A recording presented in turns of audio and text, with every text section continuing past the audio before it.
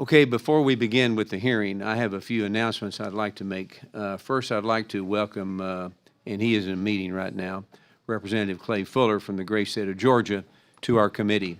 He previously served as district attorney for the Lookout Mountain Judicial Circuit and was appointed by President Trump to serve as a White House fellow from 2018 to 2019. I'm excited to hear the insight and perspective he'll contribute to this committee on behalf of his constituents and Main Street in the 14th Congressional District of the great state of Georgia. Next, for all of our members, there will be 2 committee roundtables in May for your information.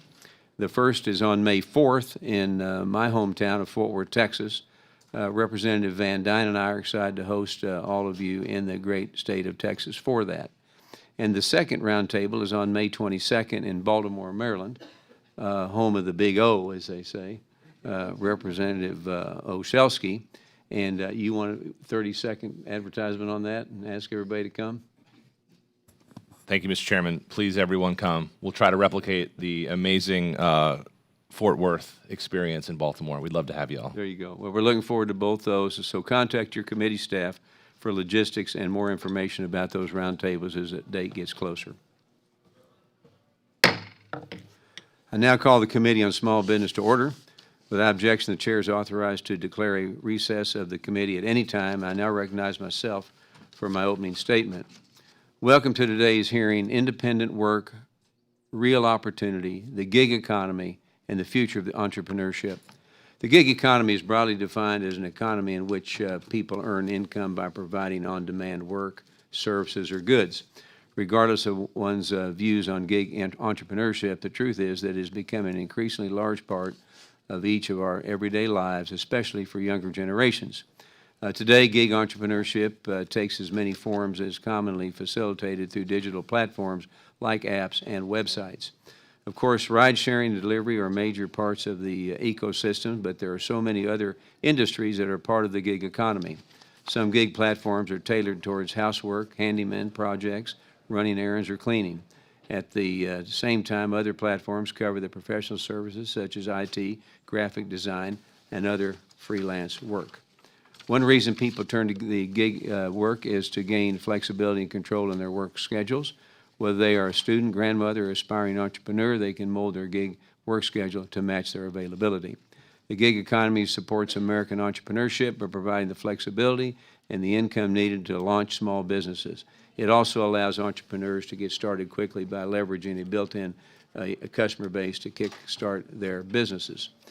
The motivations that lead people to gig work, such as flexibility and self-ownership, also drive self-employment and entrepreneurship. And in 2025, as much as 36% of the U.S. workforce, or 70 million Americans, engaged in a gig or freelance work, which generated roughly $1.5 trillion in annual earnings, which is why it was so surprising that the Biden-Harris administration launched an all-out attack on the gig economy.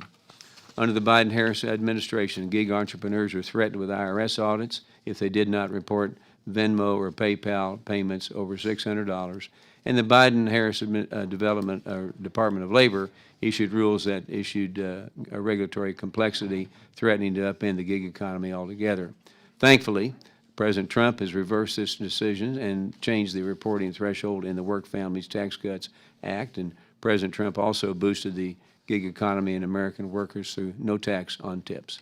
When small businesses and entrepreneurs have the economy to shape their own work, they are better positioned to learn or to earn, build, and succeed on their own terms, leading to a more resilient American economy. I want to thank our witnesses today for joining us. Look forward to the conversation ahead. And I now recognize the distinguished member and my friend, Representative Velasquez, for her opening remarks. Good morning. Thank you, Mr. Chairman, and welcome to all the witnesses. Last week, the Wall Street Journal told the story of a small business owner who previously drove with a rideshare app and now runs his own car service.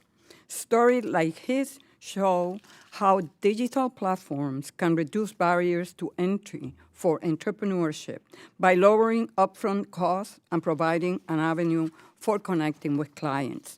If it weren't for the difficult business environment this administration has created, this story would have been a great demonstration of how digital platforms help build independent businesses. Joe Biden is not in the White House. Donald Trump is. This is his economy. He owns it. Unfortunately, his business is now among the many American small businesses that are being hurt by skyrocketing gas prices. The Bureau of Labor Statistics reported a 21% increase in gas prices in March, the largest one-month increase since 1967.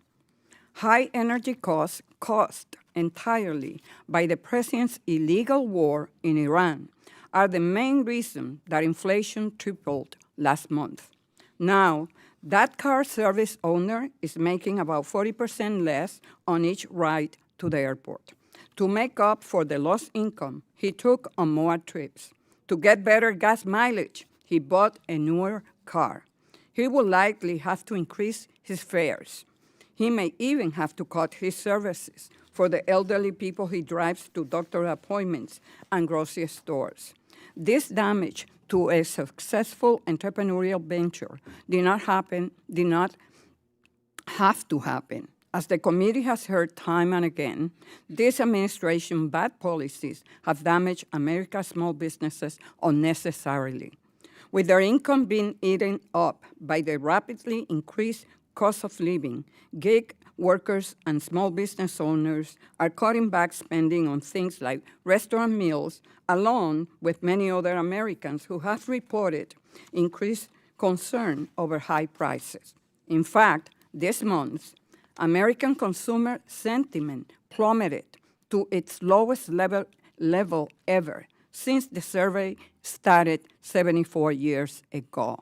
The measures thank across all groups, regardless of age, income, and political party. Consumers tightening their belts increases the financial pressures faced by local businesses, especially restaurants. As we will hear today, restaurants already operate on thin margins. Those margins are even thinner now because the president's unconstitutional tariffs raised the cost of everything from food to takeout containers. Now, the impacts of the president's war in Iran are rippling through our supply chains. Higher fuel prices raise the cost of transporting all goods, including food, and the impact is already being felt in the broader economy. That means everyday Americans are paying the price for this administration's reckless decisions, whether they get their next meal through an app, at a local restaurant, or from a grocery store. For restaurant owners and their employees, rising prices mean fewer orders and unsustainable financial institutions. For communities, fewer restaurants mean less of the vibrant public spaces those businesses provide. And for all of us, it means fewer opportunities to thrive, take risks, create new careers and businesses, and support others in their entrepreneurial ventures. I yield back. Gentlelady yields back. I will now introduce our witnesses. Our first witness is Ms. Kristin Sharp. Ms. Sharp is the Chief Executive Officer of Flex Association, advancing policies that support a modern, flexible workforce.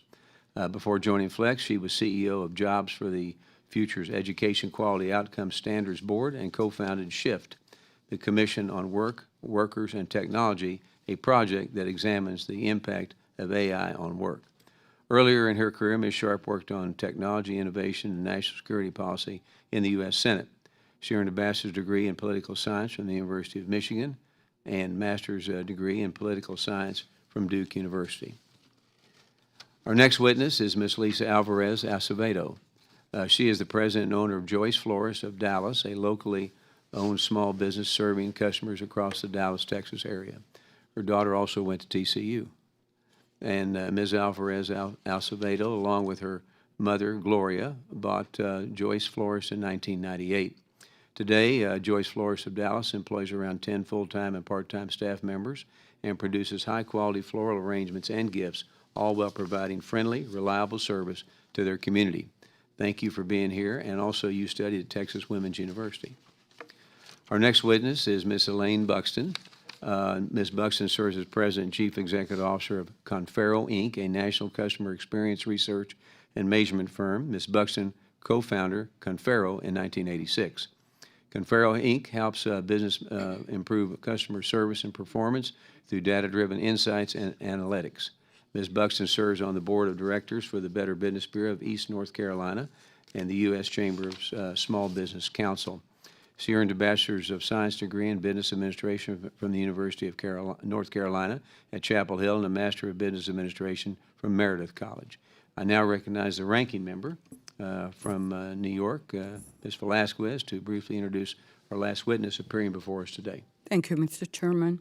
Rosa Thurnher is an Atlanta-based entrepreneur, mother, and owner of El Ponce and Tiendita, and partner in Bar Ana. Her career spans over 2 decades of building community-focused hospitality concepts rooted in culture and connection. A graduate of the James Beard Foundation Women's Entrepreneurial Leadership Program and board member of the Independent Restaurant Coalition, she's a passionate advocate for the hospitality community. Rosa began her hospitality journey with El Bar, and today that same space is home to Bar Ana, where she is a partner supporting the next generation of entrepreneurs by creating space and opportunity. Rosa's dedication extends beyond her business ventures. She is deeply committed to empowering women and the Latino community and fighting for environmental sustainability and human rights. Her goals center around building a more sustainable and equitable future for generations to come. Welcome, Ms. Thurnher. Thank you for being here.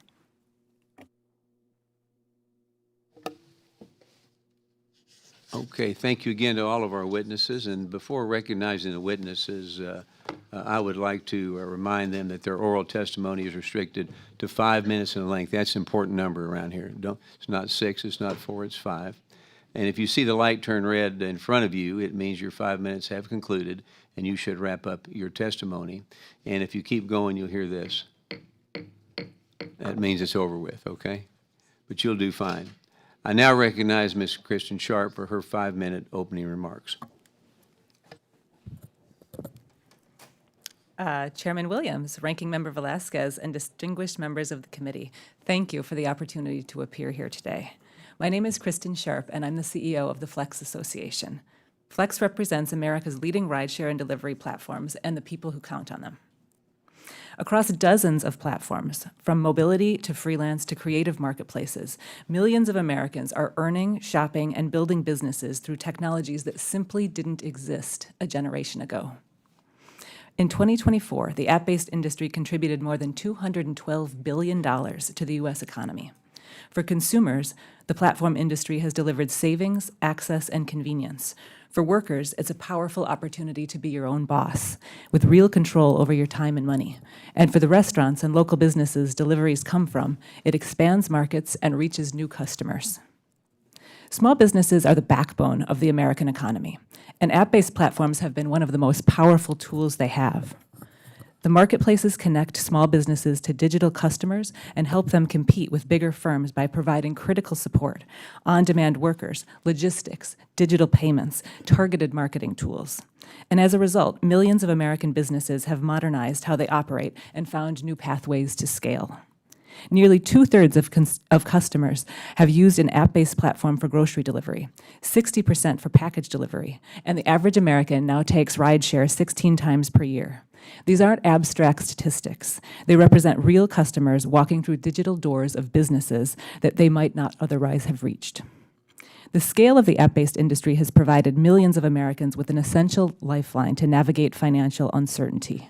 Digital platforms offer immediate, flexible income, no lengthy hiring process, no restrictions on the number of platforms one uses, just a smartphone, an idea, and the ability to start earning immediately. For parents, students, workers between jobs, this flexibility fills gaps that traditional employment can't. Nearly 9 in 10 workers with children say app-based work makes it easier to balance family and work, and 69% say that it's helped them earn money in an emergency. In an unpredictable labor market, on-demand earning provides real-time stability. But here's something that rarely gets mentioned. App-based work is quietly one of the most powerful engines of entrepreneurship in the American economy today. It helps workers practice skills like multitasking and evaluating new opportunities. It helps them accrue startup capital to launch an idea or business. And it creates the confidence to take risks by being a ready supply of temporary income while getting a business up and running or riding out a slow period. That's why a recent study of U.S. tax records found that app-based workers start new companies at more than 3 times the rate of the general working age population, and why those businesses generate 39% higher gross profits in the first year than those started by the general population. It's opening doors for people who've historically been locked out of entrepreneurship: younger workers, low-income workers, veterans, and those taking care of children or elderly parents. So when someone drives through Uber or delivers through DoorDash or shops with Instacart, they may not be making ends meet. They may be developing the skills that they need to start succeeding in business. So what do we ask of policymakers? Reflect reality. There's encouraging progress on this front.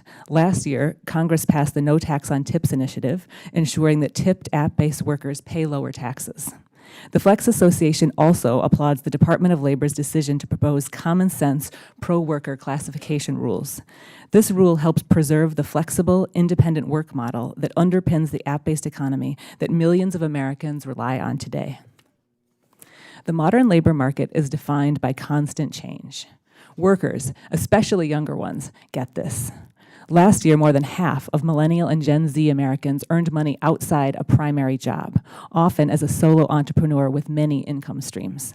So protect that flexibility. Don't shoehorn independent workers into conventional employment against their wishes and strip away the flexibility they've chosen. We support the Small Business Administration's efforts to track and streamline regulatory requirements for independent workers, and we would be pleased to work with the SBA to strengthen education around tax filings, digital business formation, and income growth for solo entrepreneurs. The nature of work is changing, but it brings so much opportunity. If we want an economy that works for today's small businesses, we should support the systems that people are already relying on to build them. App-based work is a key piece of that puzzle. Thank you, Mr. Chairman.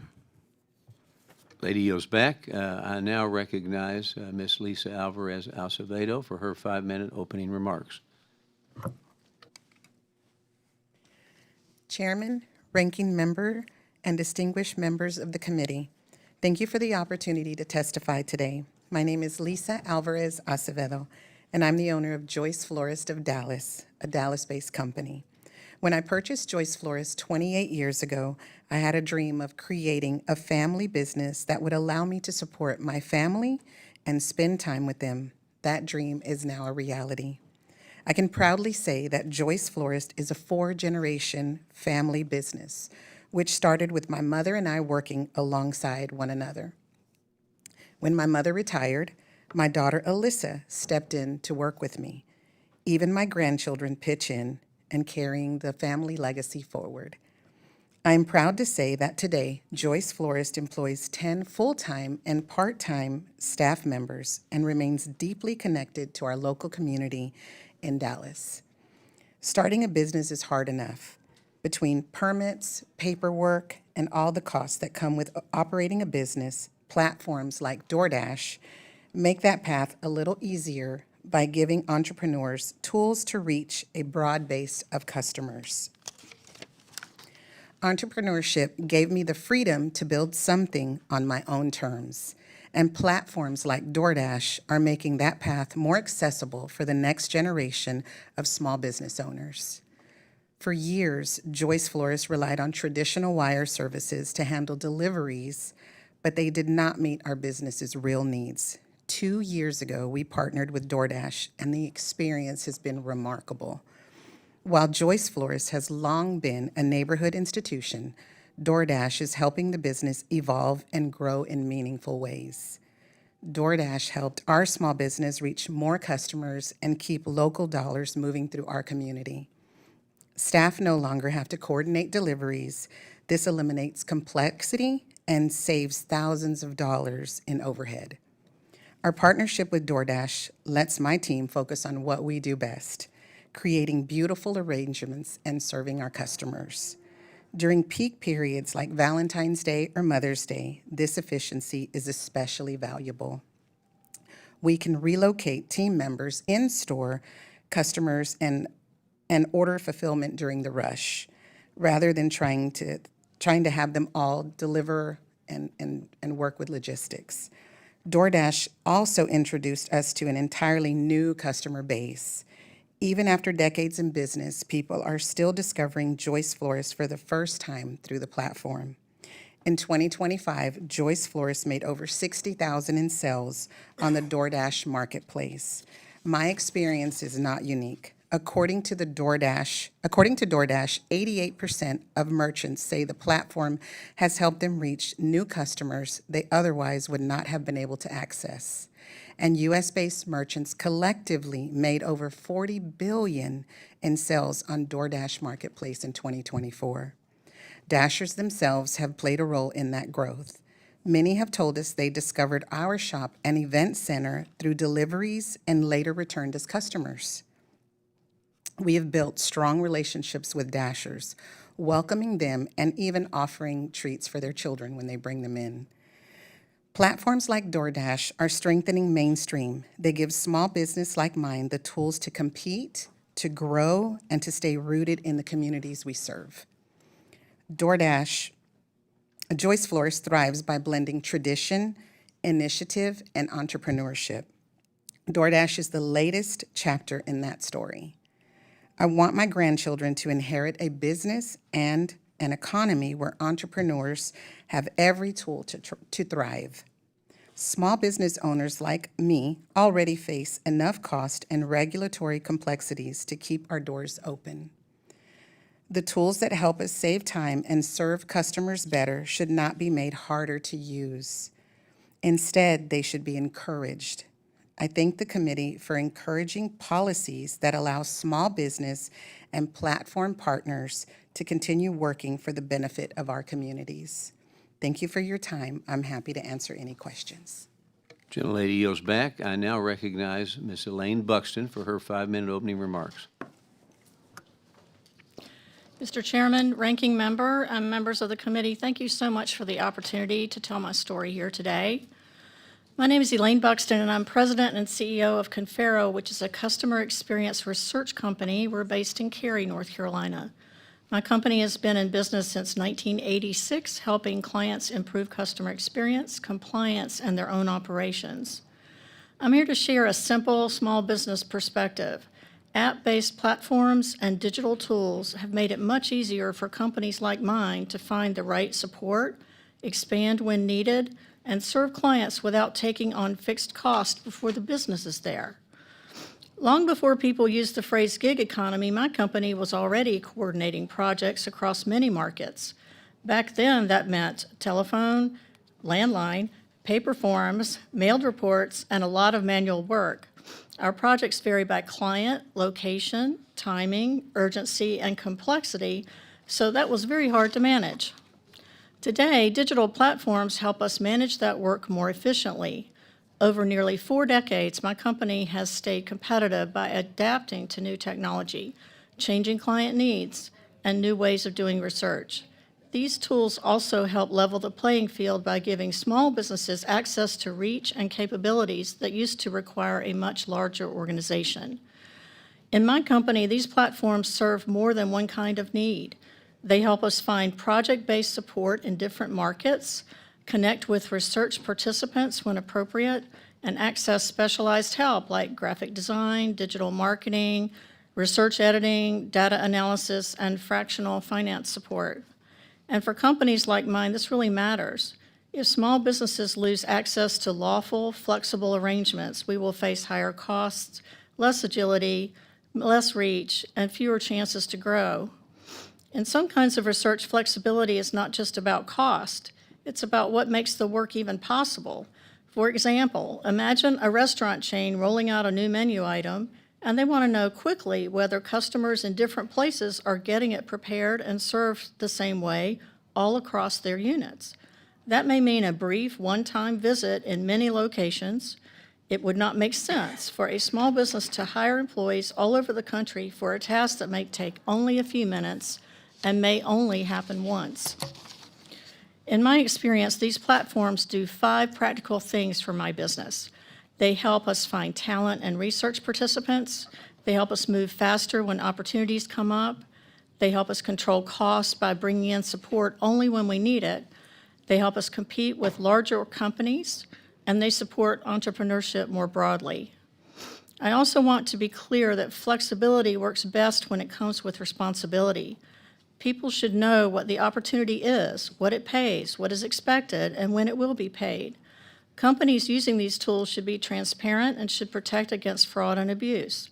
I support clear, practical rules that small businesses can understand and follow without gray areas, without pages of legal interpretation, and without needing a lawyer just to know what the rules mean. From my perspective as a small business owner, the real question is not whether every person should fit into one single model. The real question is whether policy will leave room for lawful, flexible arrangements that work for both small businesses and the people who choose to engage with them, while still keeping the rules clear and understandable. I also want to say how grateful I am to the SBA. I'd like to take a moment to thank you for helping get my company through COVID.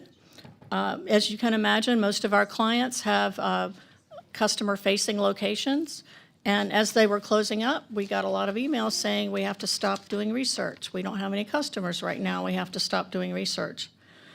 I lost 80% of my revenue in 10 days, and I can't tell you how helpful it was to have COVID relief, EIDL loans, PPP, all the things that the SBA helped to usher in to keep us going and to encourage us to try to stay in business.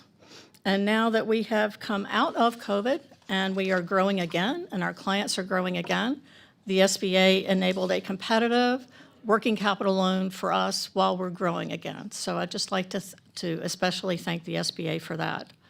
For small businesses, app-based platforms are not a luxury.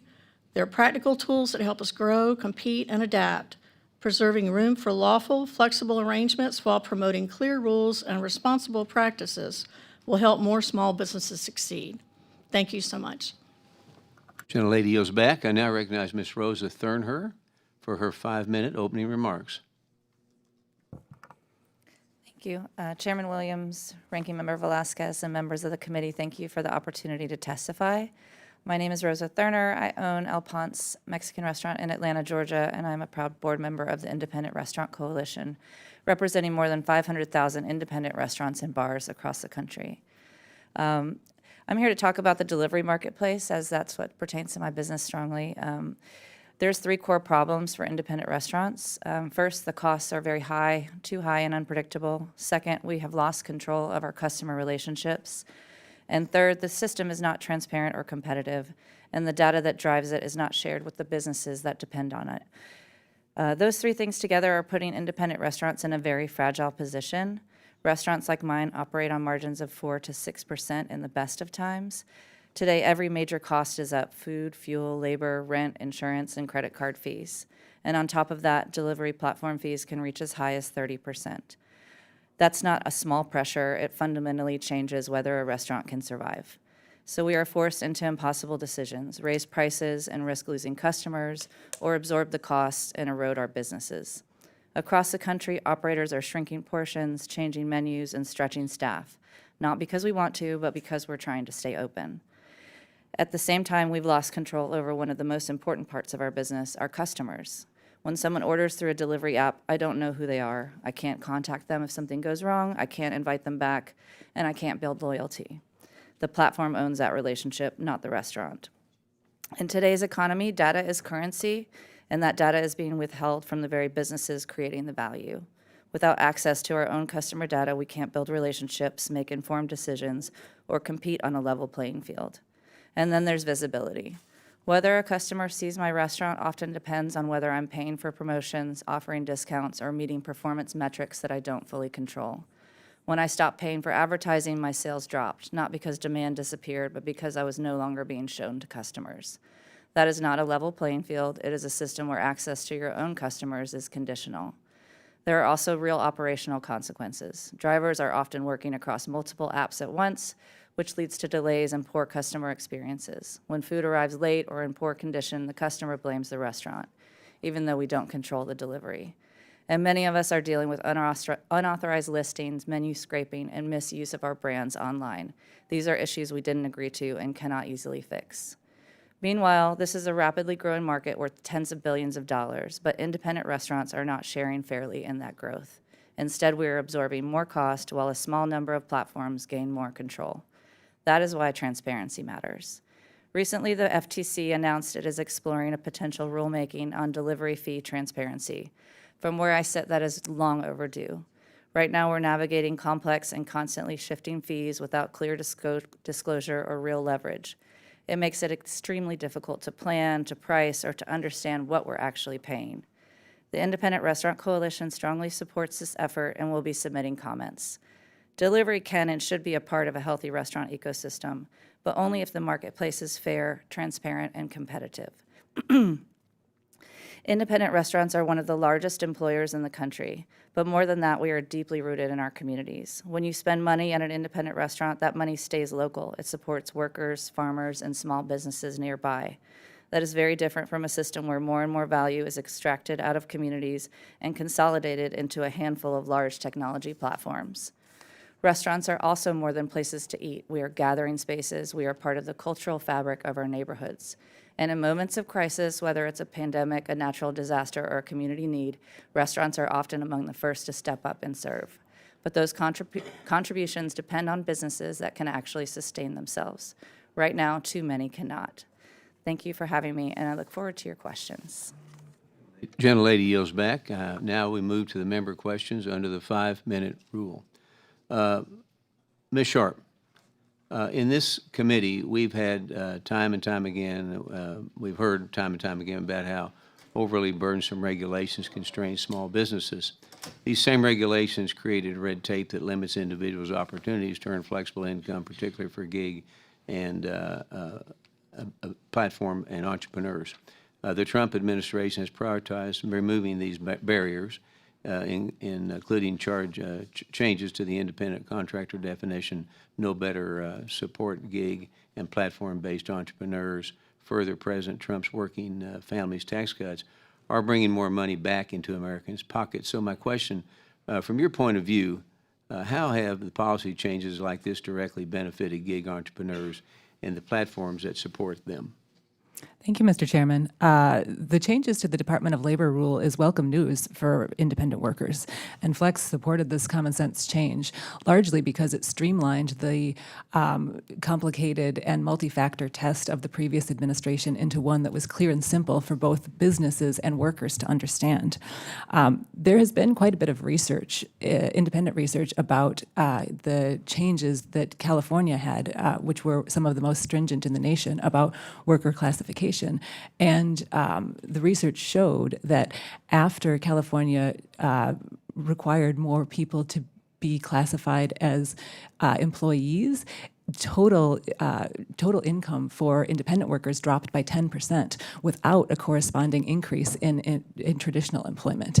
And so there's very clear evidence that it hinders the ability to work flexibly in the way that is so crucial and important to this population of workers.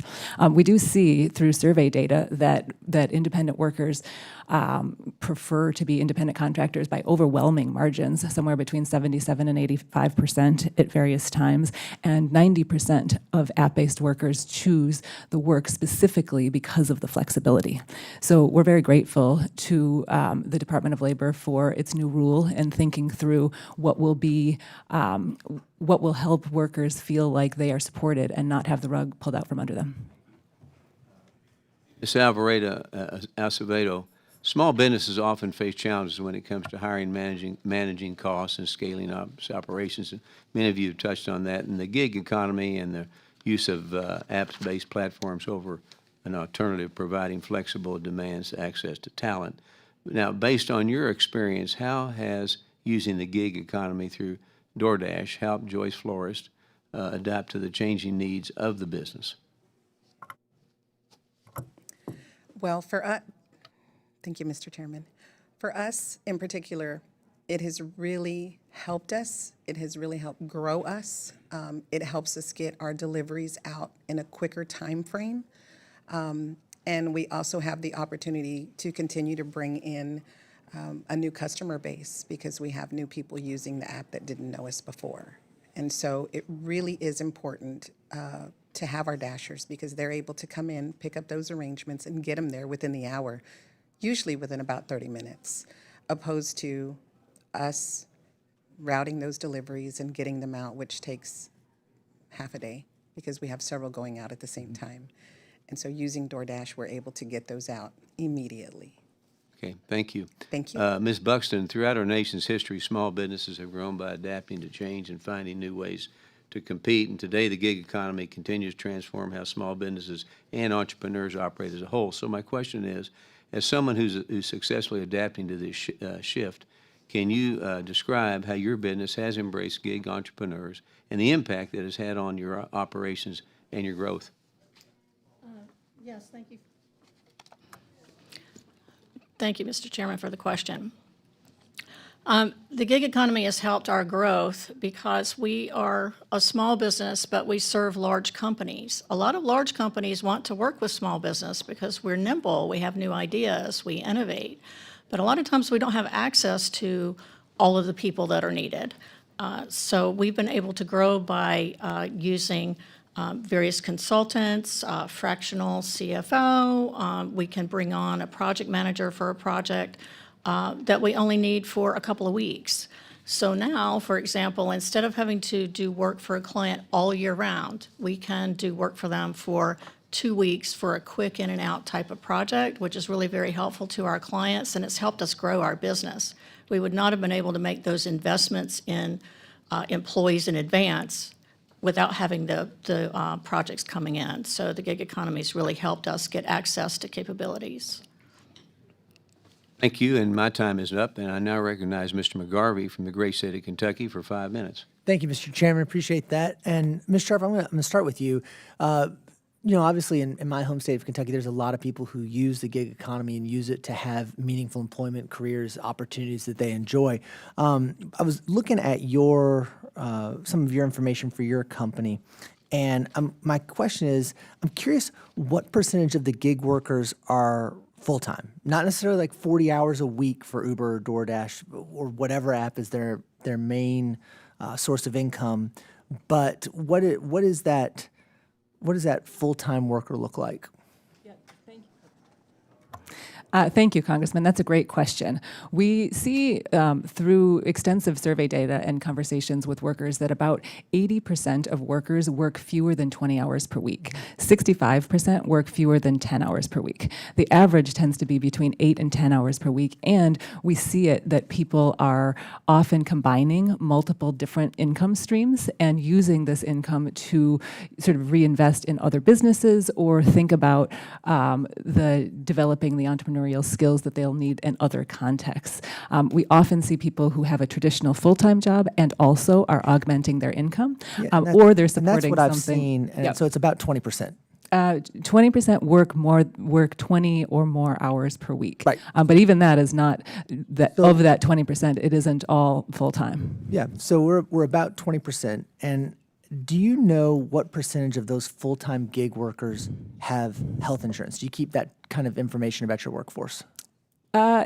Yes, to some extent. It's a variable workforce. By definition, this is a workforce that is often transitional and jumping in and out of doing independent work. Ballpark figure.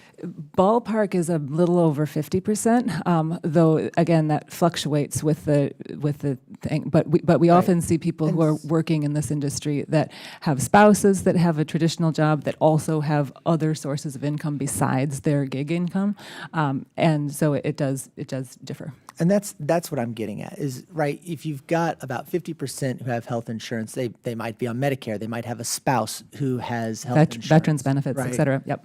So totally understand that. But then for anybody else, not a veteran, not having a spouse, not having a Medicare, there's basically only two options, right? They can go and they can apply for Medicaid, or they can go to the ACA marketplace. And I think this is one of my big fears, especially what we see in my home state of Kentucky right now. In the one big beautiful bill that cut $1 trillion from Medicaid, largest cut to Medicaid in our country's history, the Kentucky Hospital Association has already predicted the impact's going to be massive. 35 rural hospitals are going to close. It's going to impact every community, urban and rural. And it's not just that, though. There's a double hit here. There's the cut to Medicaid directly, and then there's letting the ACA tax credits expire. I've talked to so many people, and we've been on the phone with people who are in tears telling us their stories. One of the people I talked to, a woman named Ann, she and her husband, both independent contractors, all right? They have the ACA to keep herself and her family, her 19-year-old disabled son, afloat. But when I spoke with her, she said that if the ACA expired, that her her premiums are going to go from $350 a month to $1,275.69 per month. I talked to another couple, again, in the gig economy. They're paying $625 per month before the tax credits expired. Now those premiums are going to $2,501 per month. And this is the kind of thing, if we want to have a gig economy, if we want to let people actually go out and have these sources of work where they can make income, but we are cutting their ability to have medical care and health insurance, then we are making it, not we, the President Trump is making it harder to get by. And the problem is he doesn't seem to care. Just the other day, he said, and this is a quote, "It's not possible for us to take care of daycare, Medicaid, Medicare, and all those individual things at the federal level because, quote, we're fighting wars. That is a choice he is making. When he comes to us and asks for $500 billion to appear out of thin air, but people don't have health care and people don't have child care and people don't have the supports they need in their jobs, that is the problem, and it's going to affect people in the very gig economy that you're talking about today. Ms. Buxton, in the little time I have left, I've seen reports that the hours worked on gig platforms increased in 2025 as the job market cooled off. Have you seen any increase in registrations for work on your platform? Well, we use multiple platforms to find people to do research because it's very specialized. We may need people that have participated, that use a particular brand or like to go to a particular store or any of those sorts of things. So we have to use multiple platforms. We have seen an increase in interest since the pandemic because people went home, worked from home, and they had a lot of flexibility, and now they're searching for that. And my time has expired. I appreciate that. We didn't get to talk about tariffs, which I know are also impacting all of your drivers. If businesses can't afford food and people can't afford that food, then they're not going to go pick it up. Appreciate it and yield back. I now recognize Mr. Alford from Missouri for 5 minutes. Thank you, Madam Chair, and thank you, Chairman Williams and Ranking Member Velasquez. This committee exists to champion Main Street. We say it over and over again. I hope it's going to sink through because this is why we're here. Today we're discussing one of the fastest growing drivers of entrepreneurship in our economy, the gig economy.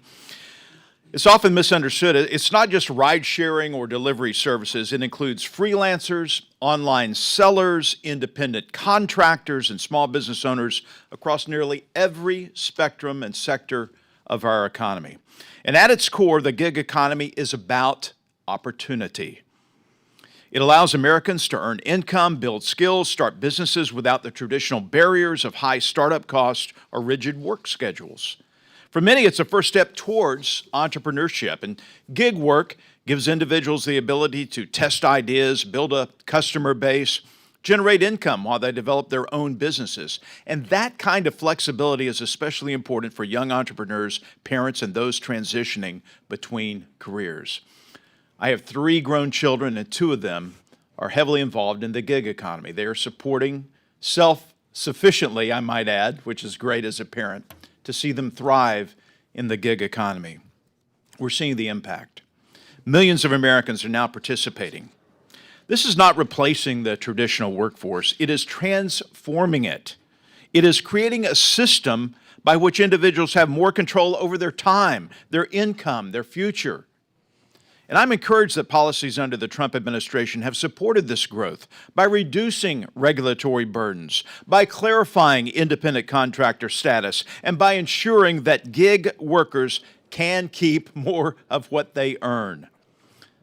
But we need to make sure that this momentum continues. Congress should be focused on preserving flexibility, reducing unnecessary red tape, and making sure that digital platforms remain a pathway to opportunity rather than presenting barriers.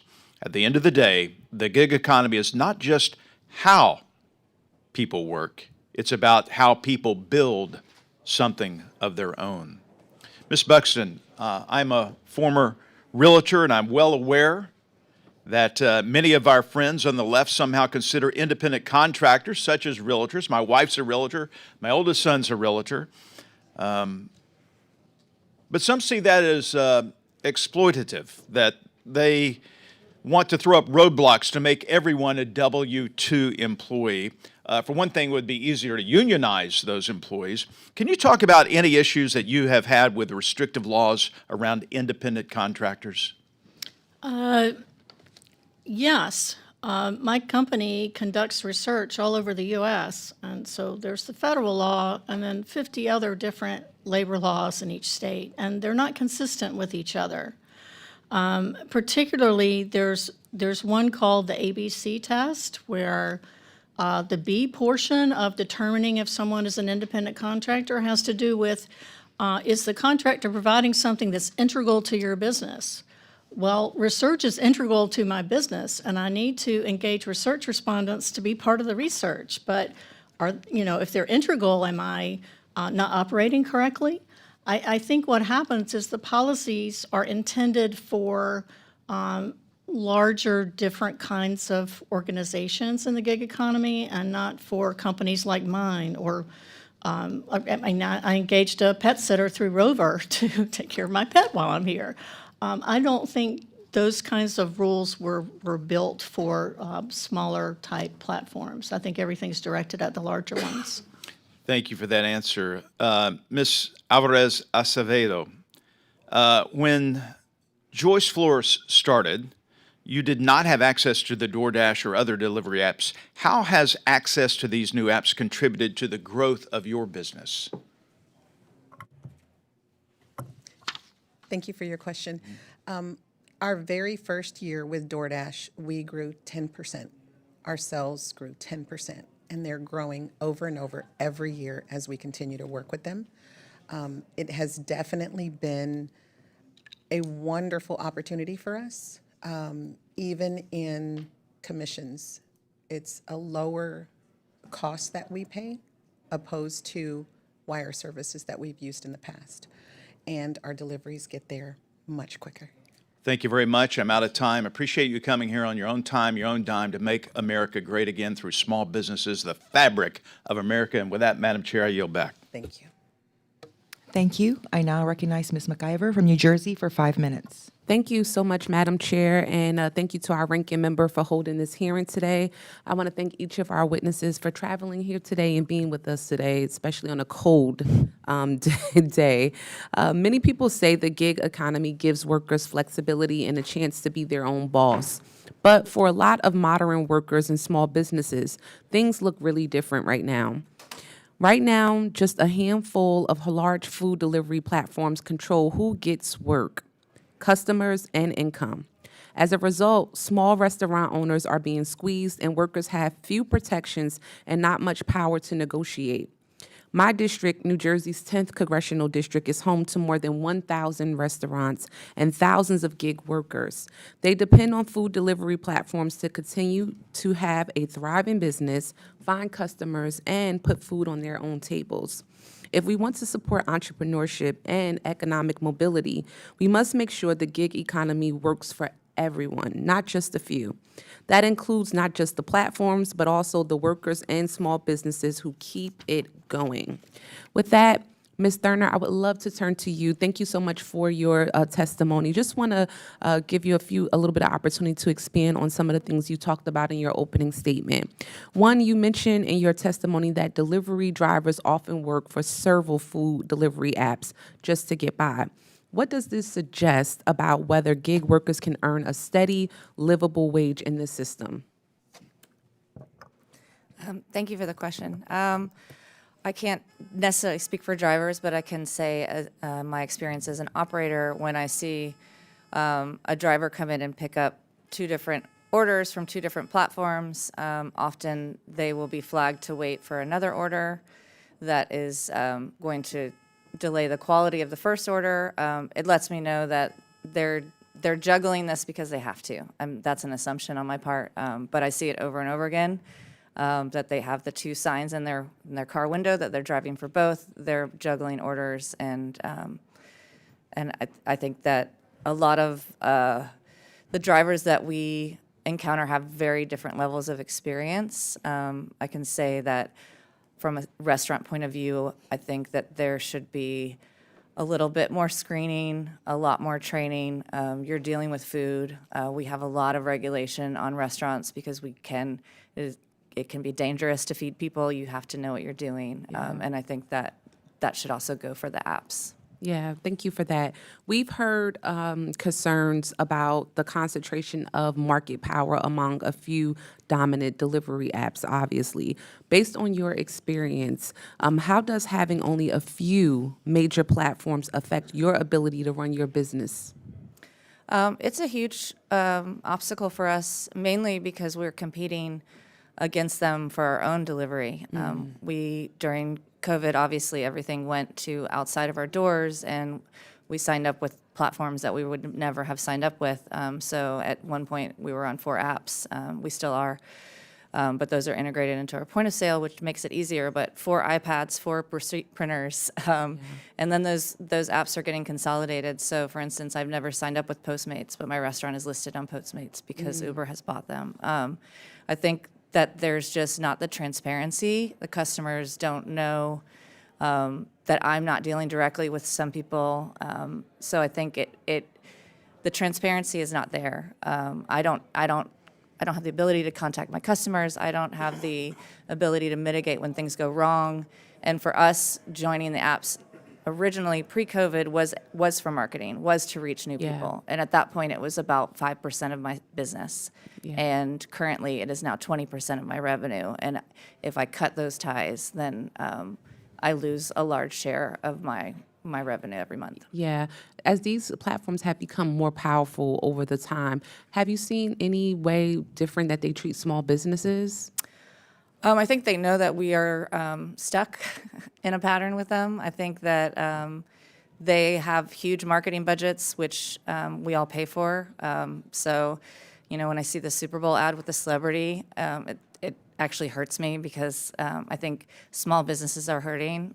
As far as I know, restaurants are in a worse shape than during COVID. Yeah. And so right now we could really use platforms that call us partners to act like partners. That's true, yes. Thank you so much for that. With that, I yield back my time, Chairman.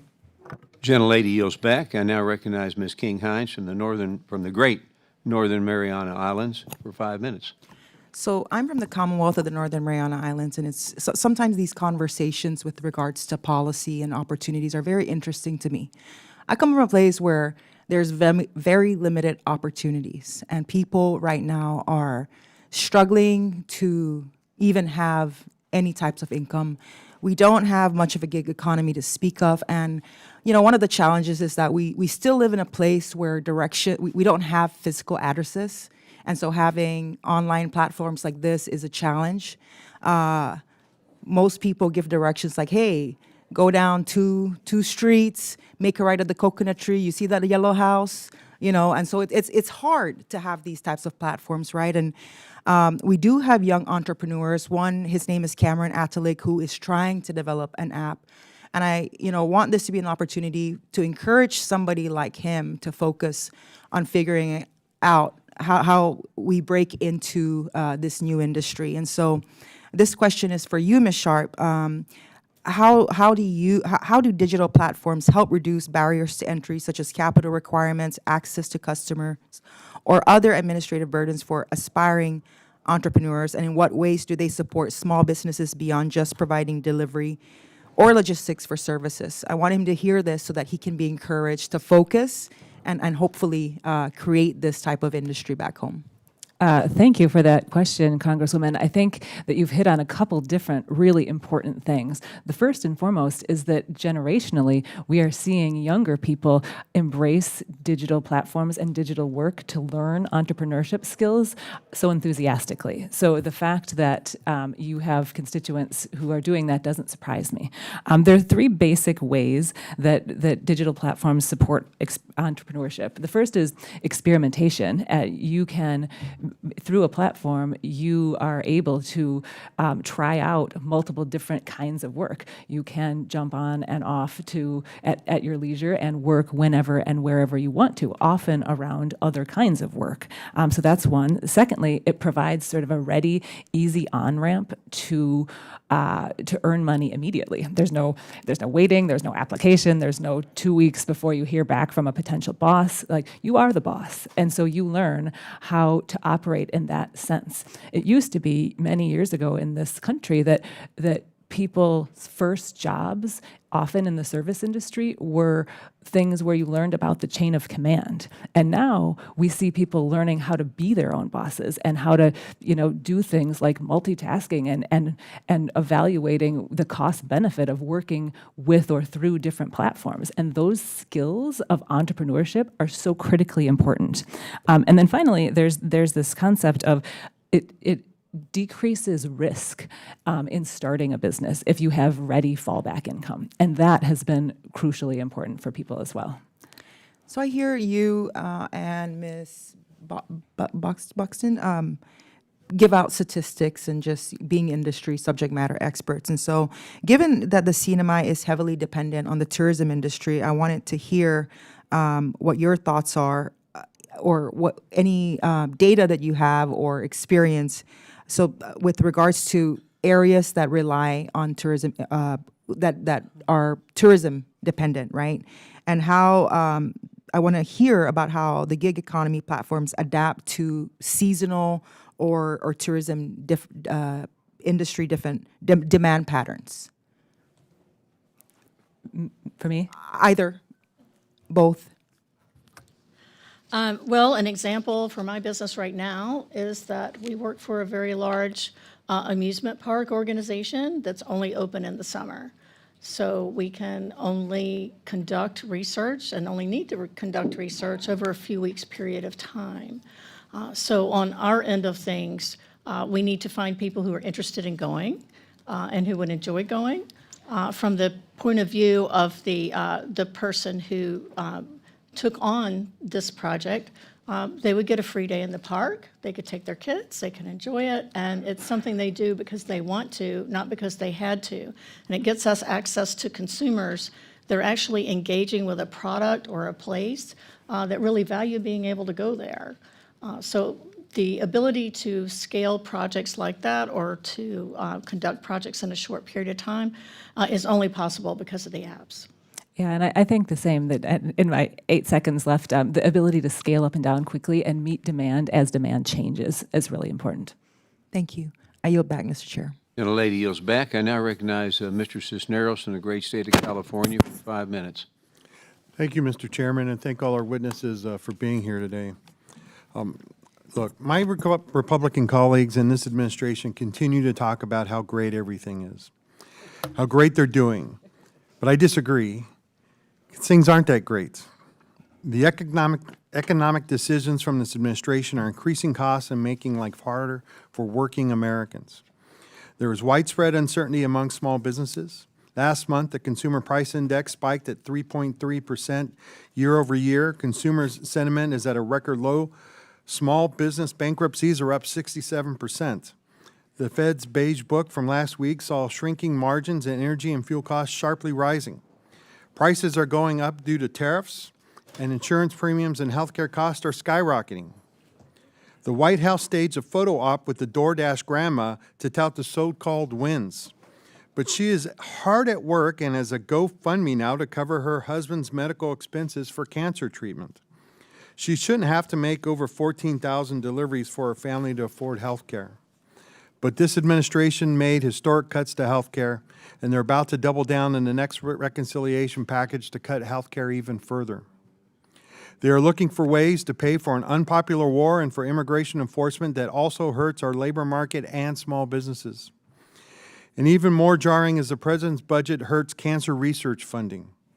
When you look at the gig economy, half of the participants join to earn extra income.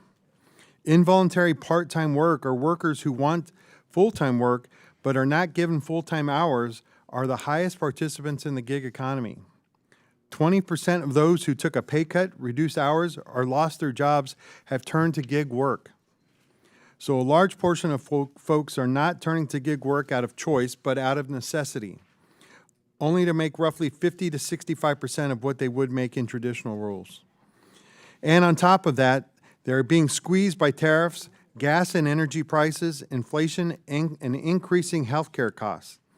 The gig economy can be great for some, but in the current economic reality, people are hurting.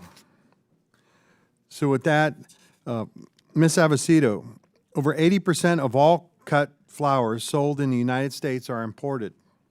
In 2025, that was $2.26 billion in imports. What impact did the tariffs have on the floral industry and on your business? Thank you for your question. Like all companies, we are navigating the tariff landscape, and we have seen the value in our partnership with DoorDash because we are able to reach more customers. So focusing on designing beautiful flowers is staying our focus. But have your costs risen? Has the cost of flowers risen? Yes, they have. Thank you. Ms. Thurnher, what was the impact of tariffs on restaurant industry and on your business? Thank you for the question. As an owner of a Mexican restaurant, pretty much across the board, tomatoes, avocados, chiles, all masa from corn that's heirloom from Mexico, tequila, mezcal, limes, pretty much everything I sell has increased. I would say our bottom line costs are 35% higher than they were 3 years ago. And so you've had to raise your prices as well. We've had to raise prices. We've had to cut items from our menu. We have biweekly meetings to look at what's selling and what's not. So we reduce offerings. We try to trim where we can. We cut down on waste. Restaurants are very nimble, but we're being stretched very, very thin. I introduced the Cut the Burden, Keep the Benefits Act, which would allow small businesses to express their concerns directly to the SBA's Office of Advocacy regarding all government actions, including tariffs. They could then assess the impact of these policies on small business and advocate within the federal government against these negative impacts. Is this something this committee should be considering in support of small business? So, Ms. Thayer, would you like to be able to call the SBA and say, hey, these tariffs are having an impact on my business? Yes, I would welcome any opportunity to give feedback to the SBA on how they can support small businesses. Ms. Avedeo, the same to you. Would you like to be able to contact the SBA and say, hey, your policy, this is how your policies are affecting my business? Absolutely. Our costs just rose by 5%. Thank you very much. Ms. Thurnher, it is my understanding that independent restaurants need stability to operate. What is the impact of inconsistent and drastic immigration enforcement actions that damage property or disrupt day-to-day operations? Thank you for your question. I know that our workforce heavily relies on immigrants from farm to table in all aspects of food. So I know that it has been heavily disruptive to supply chains as well as a community of fear. Thank you very much. With that, Mr. Chairman, I yield back. Gentleman yields back. I now recognize Mr. Petronas from the great state of Florida for 5 minutes. Thank you, Mr. Chairman, and thank y'all for being here. I was in the restaurant business for 30 years, family's still there. COVID taught us a lesson. Thank God we opened up in Florida. But we had a feeling that we didn't know where our business was going to be because of COVID. So when we opened back up, man, we signed up for every single delivery service that was available just to try to scramble to try to keep the business open. And it was definitely a culture change for us. We're an independent restaurant. Initially, the delivery services were taking a piece of the action, which was not attractive to us. So we just soon just let people just order and come pick up. Now, things have changed. So, one, thank you for what I think you have done to the convenience for the industry. And that was just more of a statement, not really asking for a response. But I guess it's probably more towards Ms. Sharp. Take my mother, for example, 90 years old, still incredibly independent. Where do you see the ease for seniors with independence to be able to leverage these services? I mean, my mom loves Facebook. She loves texting. But you try to get her to engage an app, it's probably not going to happen.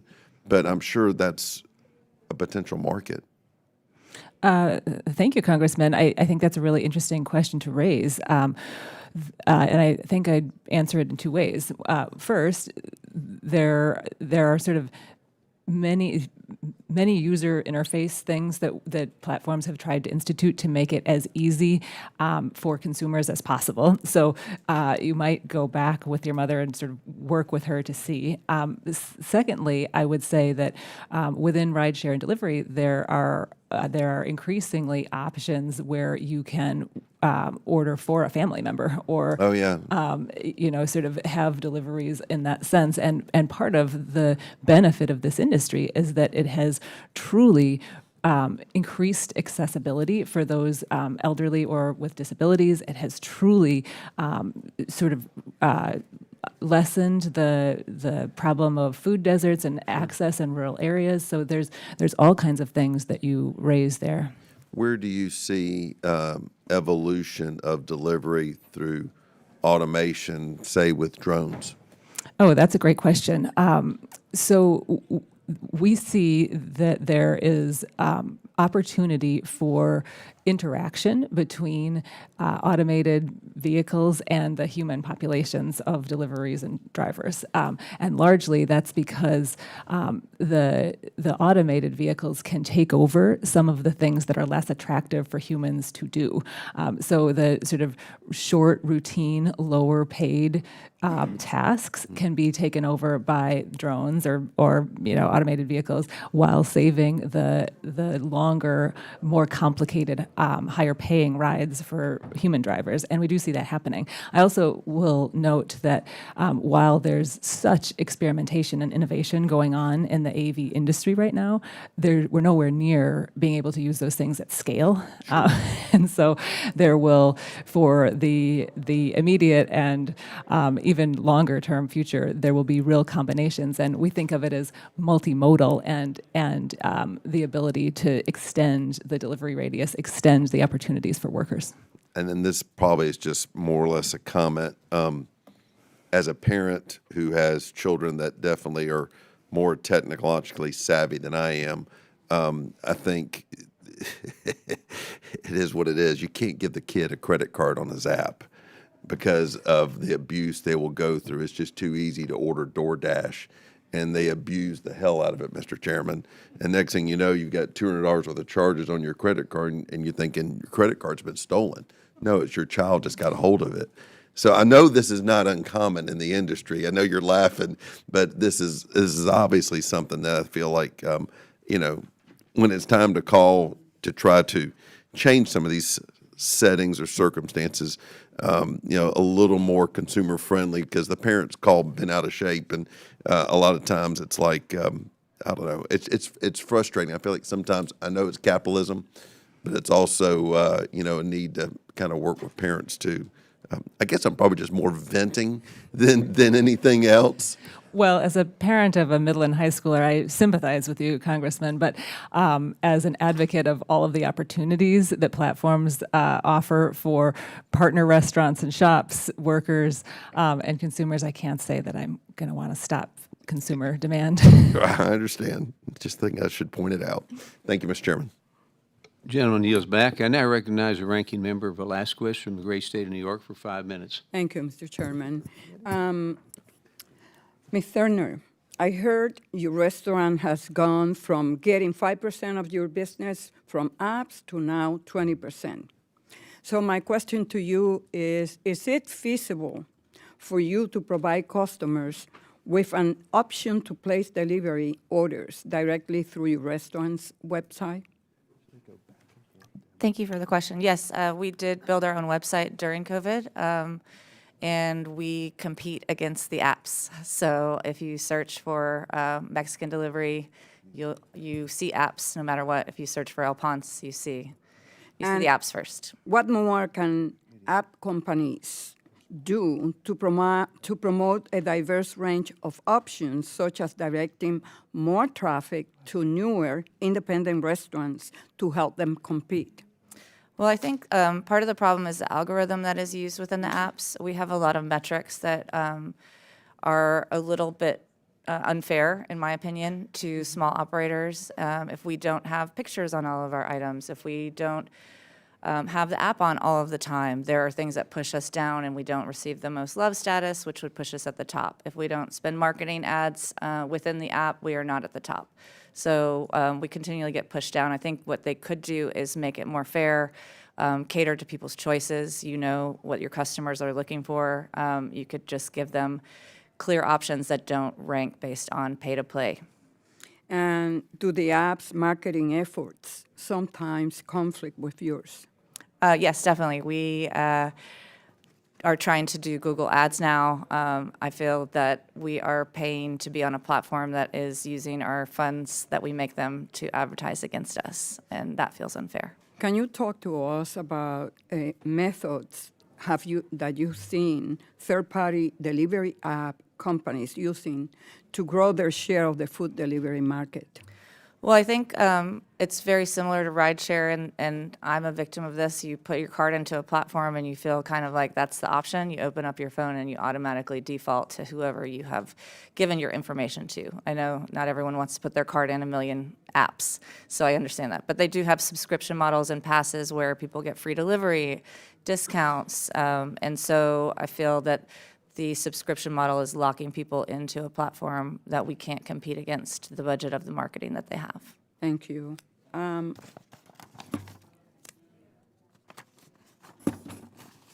Ms. Sharp, with DoorDash and Uber Eats commanding almost the entire third-party food delivery market, less visibility on these apps can be financially devastating. How do app companies work to ensure restaurants have opportunities to rectify any issues before their listing drops down in search results or their storefront is deactivated? Thank you, Congresswoman. I appreciate the opportunity to provide a different perspective on some of these things, because I do think it's important to have both perspectives as you're considering an issue. In some of the issues that have been raised so far, there's been a focus on particular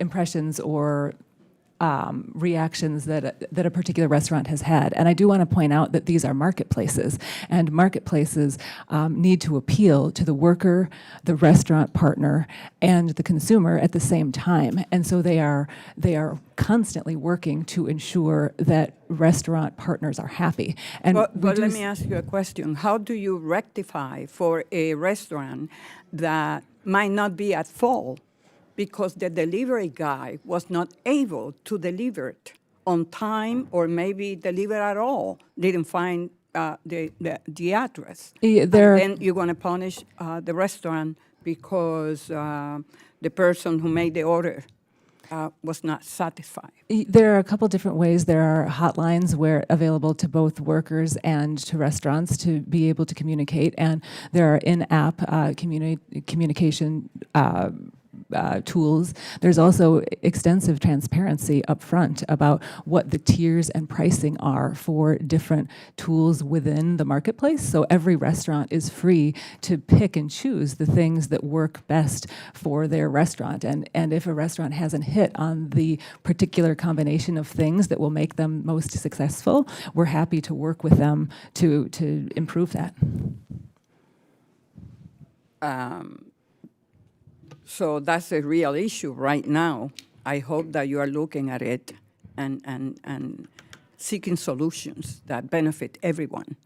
It is absolutely to everyone's benefit that these marketplaces appeal to all of the participants. Time is up. I now recognize Mr. Muser from the great state of Pennsylvania for 5 minutes. Thank you, Chairman. Thank you to our witnesses very much for being here with us. The Trump administration has taken many meaningful steps to protect the gig economy and its workers by eliminating taxes on tips, for instance, and rolling back the Biden-era $600 reporting threshold on gig transactions. American businesses and employees of yours can keep more of what they earn while contributing meaningfully to the U.S. economy. So I'll just start with you, Ms. Sharp, if I can. Can you describe any federal policies or regulations that you believe are hindering or would help the growth of the gig economy and gig entrepreneurs?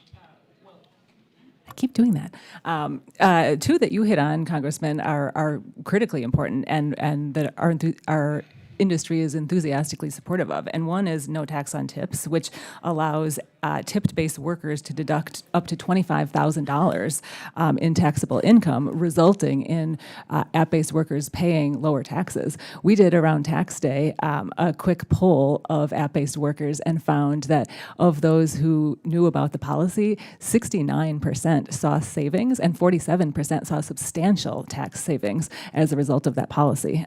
So that's one that has been incredibly helpful. Secondly, the second thing you raised is the Department of Labor's new proposed rule regarding independent contracting, which dramatically streamlines the complexity of worker classification rules and ensures that app-based workers and other kinds of independent workers are free to pursue the flexibility that is so important to them. That's great. Do you think that's motivated them to work more as well? I mean, I think that there is a trend and a sort of general trend in our society right now to have more than one source of income and sort of multi-earning, and it is encouraging that kind of entrepreneurship. We see particularly with younger millennials and Gen Z that there's real enthusiasm for having more than one source of income and building that ability to be their own boss. That's great. That's great. I want to ask you this as well. All right, you really just hit upon it, how well the raising of the threshold for the gig economy. Ms. Avedeo, let me ask you, the Department of Labor, under the Trump administration, advanced a rule to provide greater clarity around independent contractor status. Can you explain why clear and flexible classification is so important for gig entrepreneurs who value independence and control over their schedules? Well, I think the flexibility alone makes a big difference. For us personally, we're able to, even with our own customers, when they call in and they want something to go out quickly, and our drivers are already on a different run, we send them through DoorDash to be able to pick that up and get it out quickly. So we're really excited to have the platform and to use it to our advantage. Excellent. As well, Ms. Buxton, let me ask you, if I can, what more could the SBA be doing, in your view, to help traditional small businesses, owners become aware and adopt the digital tools that can be used so effectively? That's right. The SBA already does a number of things. For example, next month they're having a virtual summit around Small Business Day, and there's a lot of training that goes on during that. I think a lot of companies are really seriously focused right now on AI, but they really also need to focus on how they can use these platforms to grow their business. So I think there's an educational component, either through SBA or SCORE or something like that. That's wonderful. And in my last minute, it's interesting how many of your employees or those who work as contractors in the gig economy become entrepreneurs, start their own businesses. And in a way, you know, I hate to, not for everyone, but that's what America's all about. We're an entrepreneurial nation and spirit. Maybe Ms. Sharp and then Ms. Avedeo, either one of you, just explain how that affects you. Do you lose people? Do you gain new businesses? Right, if the employees want to do the things on their own? Actually, no. We see app-based sort of digital platform work as a launch pad into entrepreneurship, and find it exciting when somebody learns those skills through a platform and then applies them in, as you say, a traditional brick and mortar business. I mean, I think that's exactly the essence of the American dream, really, to learn a skill and then be able to advance your career and make more money because of it. Great. And the baking pies, not cutting them up. So I appreciate that. I yield back, Mr. Chairman. The gentleman yields back. I now recognize Mr. Tran from the great state of California for 5 minutes. Thank you so much, Mr. Chairman and Ranking Member, for holding this hearing. Thank you to our witnesses for being here today. The gig economy is a major economic pillar of how millions of Americans work, earn income, and even launch small businesses. In Southern California, I see this every day, From rideshare drivers navigating LA traffic, to delivery workers in Orange County, to freelancers building their own client base, this model has opened new doors for flexibility and small business growth. For many people, especially those shut out by traditional employment, gig work can be a lifeline. However, we cannot talk about opportunities without talking about accountability. Before I came to Congress, I was a lawyer defending workers who had been harmed by their workplace. So I know what it looks like when a company prioritizes growth over safety and profits over people. I've seen it and fought against it. And unfortunately, I'm seeing this problem when it comes to the gig economy. Over the past decade, we have seen deeply troubling reports about sexual assault and harassment connected to rideshare companies and on-demand delivery services. According to a New York Times investigation, Uber receives a report of sexual assault or sexual misconduct in the United States every 8 minutes. California alone has been the site of some of the most high-profile cases in this litigation.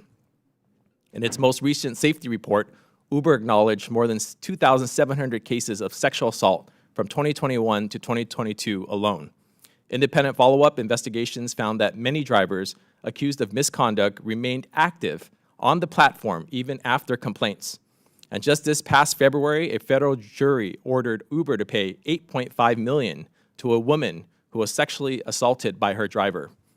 This isn't just a consumer safety issue. Gig workers also face assault, discrimination, and harassment on the job. And they also deserve protection. But many operate without the basic safeguard that exists in traditional workplaces. I'm all for supporting innovation, flexibility, and entrepreneurship that gig workers create.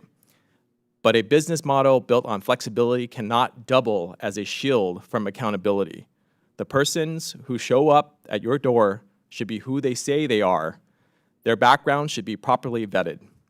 And if something goes wrong on either side of the equation, the company that profited from that transaction needs to answer for it. That is not anti-innovation. This is basic consumer protection. And if these companies can't do both, then Congress needs to make sure they do. Ms. Sharp, millions of Americans use gig platforms every day for ride shares, food delivery, and furniture assembly. But we've seen serious safety failures, including sexual assault cases. What standard background checks do your member companies require? And also, are those checks continuous or just a one-time screening? Thank you, Congressman. I appreciate you raising the issue, and I think that we can all agree that even one sexual assault is too many. Our industry prioritizes very much the safety of all participants as a marketplace that needs to maintain and attract the business, really, of everyone involved. We find that we're constantly looking at ways to improve the safety and accountability of the platforms in everything from driver and rider matching interactions, where you have to ask the person's name when you get into a car, to like a emergency button that connects through GPS directly to emergency services in the case that something goes awry. We are, as digital platforms and technology platforms, we're constantly iterating and constantly looking at those things. In terms of background checks, we want to ensure that all drivers are verified and authenticated as much as possible, and everyone has to have a driver's license and a background check in advance of going on to a platform. And then we work continuously to spot check as necessary and continue taking feedback from consumers, feedback from drivers, feedback from riders in order to improve those systems. Thank you, Ms. Sharp. And as a follow-up to that, we've seen cases where individuals credibly accused of misconduct were able to continue working or simply join a different platform. That's really troubling to me. What systems are in place across all of your member companies to flag and remove bad actors and to prevent them from simply moving to another platform? Every platform has extensive verification and authentication processes, and we very carefully try to ensure fairness in deactivation for both riders and drivers. Mr. Chairman, I yield back. Gentleman yields back. I now recognize for the second time Well, we talked about you before you got here, Congressman. Congressman Fuller, our new member from Georgia, for 5 minutes. Mr. Chairman, it's an honor to be part of this committee. Look forward to working with all of my colleagues here, my Democrat colleagues as well. I'm a husband to a small business owner, so these issues are near and dear to my heart. So I want to turn my first question to you, Ms. Avedeo. Your business might have saved me when I was a law student in Dallas and got my then fiance some Valentine's flowers when I probably forgot about that holiday, so thank you very much. So your family has been in the floral business for decades there in Dallas, and in the past, the only way for local florists to expand their reach was to rely on traditional wire services, a system that made few people at the top very wealthy, including a current governor and former member of this body, but often squeezed small businesses like yourself and who were actually doing the work. So I wanted to ask you, and I know you may have talked a little bit about this before, but how has the emergence of the gig economy platforms disrupted that old model and provided a more competitive, viable alternative for your family's business? Thank you for the question, and thank you for ordering. I think it's a wonderful way. DoorDash has brought in just a really good way of partnering with them and expanding our business, as well as saving on those traditional fees. Those fees are really high, and then we have all the other things that come with it, like membership fees and those types of things. And with DoorDash, it is one small fee, and it covers everything. Not only does it cover everything, we truly believe that they are our partner.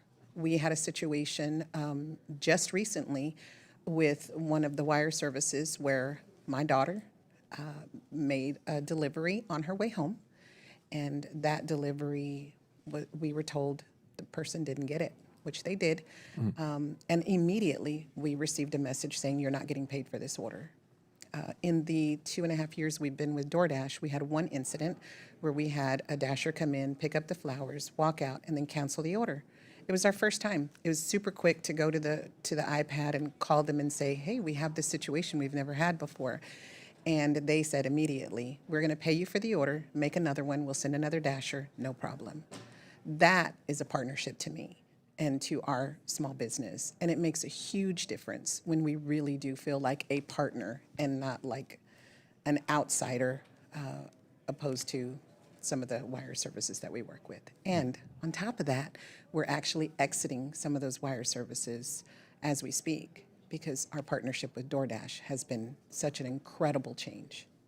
Well said. That's beautifully said. And let me ask, just if Congress were to step in and regulate those platforms that you were just describing as someone to do, are you concerned that small businesses like yours would be forced right back into the arms of those companies that you were talking about? It definitely would be. If they were to stop these platforms, we would have to go back into that harsh situation with wire services that really don't partner with us. They are there to make their money. They are there to, if I could show you just one of the invoices, it would be horrendous. So it would really take away from our business. Like I said previous, our very first year we grew by 10% just using DoorDash, and we continue to grow every quarter just using DoorDash. Okay. And on top of that, our deliveries get there super quick. Always important, especially when a husband forgets or something like that. Yes. So, and it sounds like from your testimony, the partnership that you're describing is a free enterprise, voluntary, strategic decision that you're making to reallocate your workforce to serve in-store customers during rushes. Would you agree with that? Absolutely. Okay. It also helps us employ even more people. During last year, when we first started, or 2 years ago when we first started with them, we had to actually turn the machine off because we could not keep up. And we were super excited, but we couldn't keep up. And then we were able to plan better, have more people come in just to handle the DoorDash part of our business, which, again, grew us by 10% in just 1 year. Amazing. So, Mr. Chairman, I yield back my time. Thank you. Gentleman yields back. I now recognize Mr. Olszewski from the great state of Maryland for 5 minutes. Thank you, Mr. Chairman. Thank you to our ranking member, and I want to thank all of our witnesses for joining us today. As we all know, the rising cost of living and a sluggish job market is pushing more and more Americans to jump into the this gig economy that we're talking about today. We know it's also challenging business owners like those we heard from today who are grappling with the higher costs of fuel, labor, rent, and insurance. Of course, we can't have a complete conversation on the impact of rising costs on businesses without mentioning the expiration of the Affordable Care Act's tax credits, which we know is exacerbating the affordability crisis and pushing so many Americans to pursue second and even third jobs just to pay the bills. More than 5 million small business owners and self-employed Americans are covered by the ACA. More than 4.4 million of those receive tax credits worth an average of $1,500. It's also worth mentioning that gig and self-employed workers, including the more than 527,000 of those in Maryland, are often paid sub-minimum wages while taking on the primary risks and cost of doing business under the name of their highly profitable parent companies. At the same time, we need to consider the impact the gig economy has on small employers. Nowhere is this more evident than the restaurant industry, working in partnership with food delivery drivers like Uber Eats and DoorDash. I say partnership because I think it's in the interest of all of us and this country and workers to make sure that that's exactly what it is. Partnership between the parent companies and their drivers, and also these companies with their relationship with other small businesses across the country. Ms. Thurnher, you raised some interesting points about the impact of delivery apps on already razor-thin margins. We know that restaurants aren't just job generators, they are community gathering places, they sponsor local sports teams, they support local ag, and so much more. We want to make sure that we are having a fair, transparent, and competitive framework that exists for both industries. And so I'll start by asking you, you mentioned a few policies through your testimony: screening, training, transparency, the ability to connect with customers.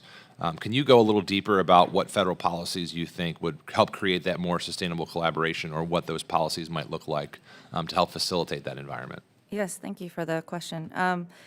At a minimum, I would ask that we focus on three things. First would be fee transparency. Restaurants and consumers should know exactly what fees are being charged and why, and from whom. No hidden markups, no opaque algorithms. Secondly, I would say data access is important for small businesses to know who their customers are and to be able to market to them. If a customer orders my food, I should have the right to know who they are so I can serve them, correct problems, and build a relationship. The platforms have no legitimate business reason to deny me that. And third, a fee fairness. Commission rates should be capped at a level that allows a business operating on 4 to 6% margins to participate without losing money on every order. Several cities, including San Francisco, have already done this successfully. I'm asking Congress to extend that protection nationally, and I'm not asking to turn back the clock. We appreciate these apps. They're integral to our business. I'm just asking for a floor of fairness that lets independent restaurants compete on the merits of their food and not the depths of their wallets. And while we have an opportunity with the FTC asking for Congress to make these rules, I think it's urgent and imperative that we do so soon. I appreciate that, and I also appreciate it, as the ranking member mentioned, the revenue growth from 5 to 20%, so obviously a big portion of your business. But you mentioned sort of the fee schedule generally. With these fees accounting for more and more of your bottom line, I imagine, what's the long-term business outlook if the existing regulatory framework remains completely unchanged for your business? Well, I can see a decline in our to-go orders. We had to make a decision to, previously when we first signed up with apps, we did not have the ability to change menu prices. We were contractually bound to offer the same prices as in the store. Now we are allowed to increase, which we have had to do. So if you order directly from me, you are paying quite a bit less for each dish. So we are twisting the value perception. Someone could be very upset that they receive a $7 taco that they can see on my menu as $4. Those types of things, I think, erode trust and erode customer loyalty, which is the bread and butter of restaurants. So customers ordering online may be paying both more for the product plus the service delivery fees. Correct. Interesting. Ms. Sharp, with my remaining time, I know DoorDash began a pilot program in Maryland to help with health, dental, vision, retirement, and paid time off through portable benefits. Can you just give us a quick update on that and what your response is to what many say about the program, about it not sufficiently meeting the needs of healthcare costs and potentially being a way to permanently enshrine contractor status for gig workers? Well, thank you, Congressman. Appreciate the question. You're right that portable benefits have been an exciting new experiment and innovation in your state. So we very much appreciate the partnership there. As you, I think, identify, portable benefits are a set of benefits that follow the worker Gentleman's time is up. rather than. We'll follow up. I yield back my time. Thank you, Okay. Mr. Chairman. Gentleman yields his time back. I now recognize Mr. Weed from Wisconsin for 5 minutes. Thank you, Mr. Chairman. Thank you to our witnesses for being here today as we discuss the future of entrepreneurialism, which is what makes our country so great. You know, from delivery drivers to website developers, freelance workers provide invaluable services for small businesses across our nation. Many entrepreneurs are drawn to these jobs due to the flexibility they offer in determining how and when they work. This flexibility is especially appealing to younger generations, with over half of Gen Z participating in freelance work. Since the beginning of the Trump administration, freelancers have seen both regulatory and tax relief. These reforms, many of which were included in the Working Families Tax Cuts, were designed to allow hardworking Americans to keep more of their hard-earned money.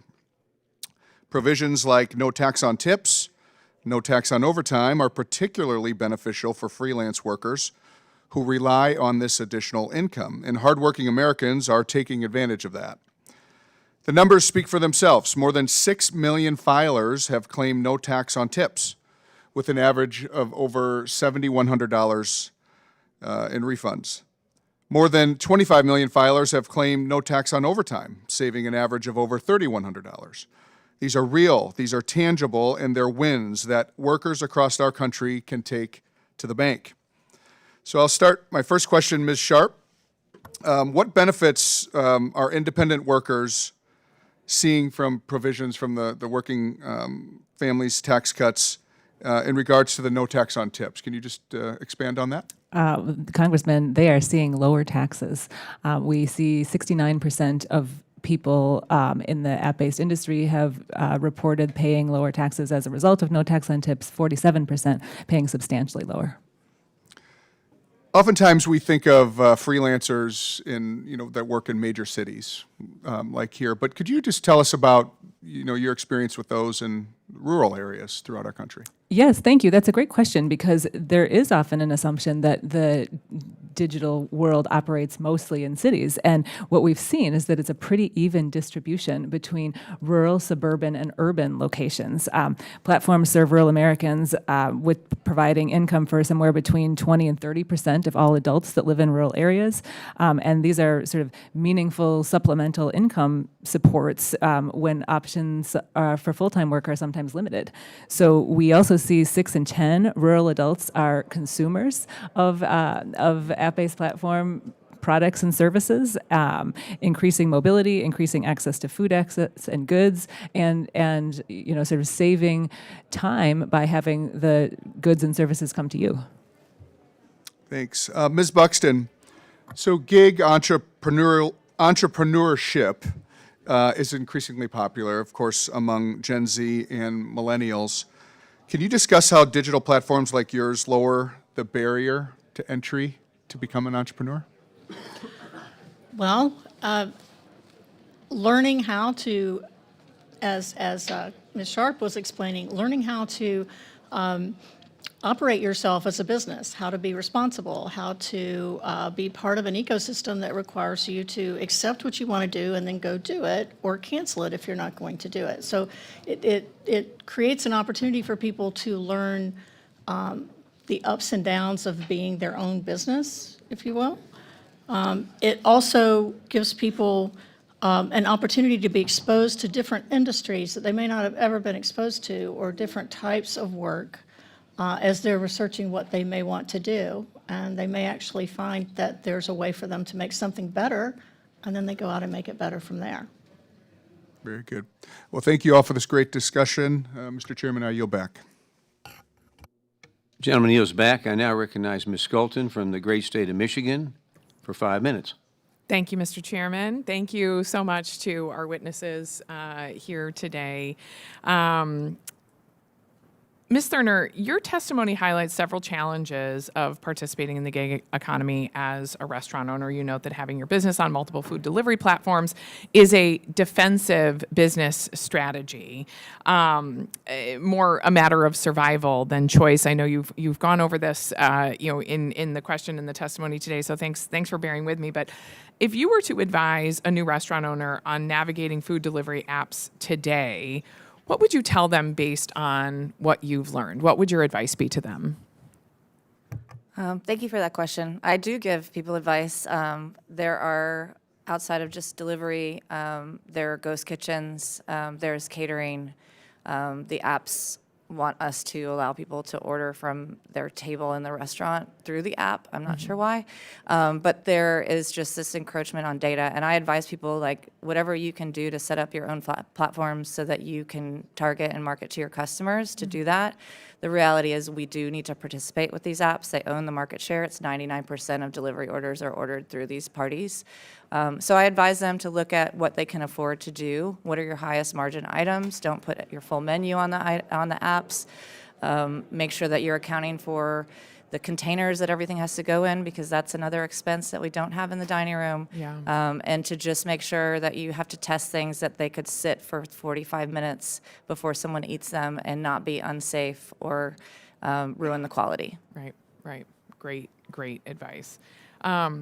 There's also a lack of transparency with these platforms that make it difficult to plan for the long term and grow your business. Many platforms have unforgiving algorithms resulting in deactivations of businesses or delivery workers if their ratings fall below a certain threshold, which again are not clear, right?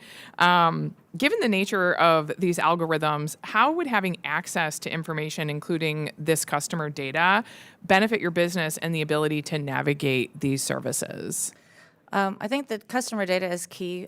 We do our own delivery and pickup, which actually DoorDash and Uber fulfill through our point of sale for a flat fee. So I feel like that's a much fairer system. I can call my customer. I don't know there's a problem unless they call the store. Yeah. So I find out maybe 2 or 3 days later that something was missing from an order. 2 or 3 days later is too late. Right. So when a customer is upset and hungry and they don't get what they expected, we try to mitigate that immediately, or we would lose that customer. Great. We know the cost of goods for families and small businesses continue to rise due to tariffs and inflation. Ms. Thurnher, again, do you typically have to raise your menu prices on the app to cover their fees? And if so, do you worry about reducing the number of orders you receive or suppressing your listings on the app if you have to raise your prices due to this? Yes, I mean, that is very clear within the metrics of the categories that push you up to the highest visibility. If your pricing is not the same as your menu, then you are pushed down. And that's a pretty clear policy. However, we would be out of business if we didn't add prices to our menu items. I don't see how we could sustain. We have 4 to 6% profit margin if we're giving those fees directly to them and absorbing that with the volume that we do. There's absolutely no way we would survive. Yeah, thank you. I yield back. Gentlelady yields back. I now recognize Mr. Jack from the great state of Georgia for 5 minutes. Well, thank you very much, Mr. Chairman. And before we begin, and I also want to thank, I should say, our witnesses for your testimony today. Before we begin, I want to recognize from my district, we're talking about apps today in the app-based economy. Well, you should know, sitting behind you are students from Carrollton High School who won the Congressional App Challenge for Georgia's 3rd Congressional District. So to Omar, Wade, Elaine, and Juliet, just over your right shoulders, they are the winners of the App Challenge from my district, and we're very excited for them as they take this next step to develop new applications. So congratulations to Carrollton High School. 8 years in a row they've won. But if I could start with Ms. Sharp, I deeply appreciate your testimony. And I love learning about the history of industries. And I'm curious what you would cite as kind of the dawn of the app-based industry.